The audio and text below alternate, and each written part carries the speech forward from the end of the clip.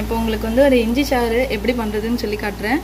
இஞ்சி சாருக்கு வந்து இஞ்சியை வந்து ஸ்கின்னெல்லாம் பீல் பண்ணிவிட்டு இஞ்சியை ஒரு அந்த துண்டை வந்து மிக்சியில் போட்டு ஜூஸ் எடுத்து வச்சுருக்கேன். அதை நல்லா ட்ரைன் பண்ணி கொஞ்சமாக தண்ணி ஆட் பண்ணி எடுத்து வச்சுருக்கேன். அப்புறம் இது வந்து லெமன் அதோட ஆட் பண்ணுறதுக்கு அதுலேருந்து சீடெல்லாம் ரிமூவ் பண்ணிவிட்டு ஜஸ்ட் லெமன் மட்டும் எடுத்து வச்சுருக்கேன்.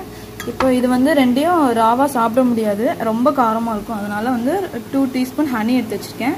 இப்போ இதை எப்படி பண்ணலான்னு பார்க்கலாம். இப்போ வந்து நம்ம இஞ்சி சாறில் வந்து கொஞ்சம் நம்ம கிண்டி விட்ருக்கணும் ஸ்பூன் வச்சு. ஏன்னா நம்ம வந்து அடைச்சி அதில் வந்து கீழே வந்து அப்படியே செட் ஆகிருக்கும். ஸோ அதை நல்லா கொஞ்சம் கிளறி விட்டுட்டு நம்ம இப்போ லெமன் ஜூஸை ஆட் பண்ணலாம்.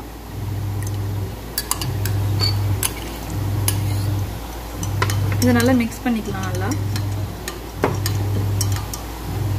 அப்புறம் இதோட கொஞ்சம் பெப்பர் ஆட் பண்ணணும்.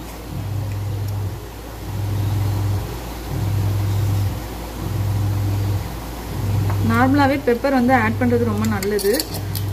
நான் கொஞ்சம் பெப்பர் ஆட் பண்ணியிருக்கேன்.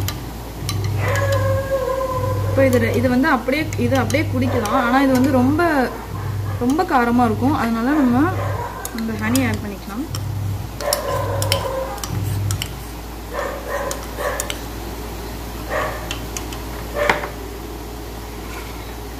இஞ்சி சாறு ரெடி.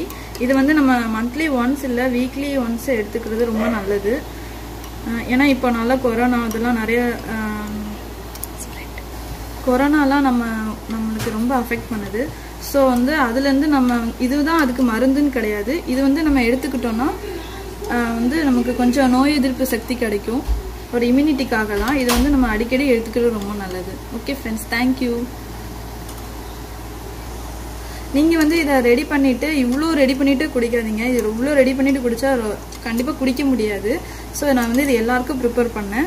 இது வந்து நீங்கள் கொஞ்சம் தான் குடிக்க முடியும். ஸோ எல்லாமே ஒரேடியாக குடிச்சிங்கன்னா அது கொஞ்சம் மட்டும் குடிச்சிக்கோங்க, ஒரேடியாக குடிக்க வேண்டாம்.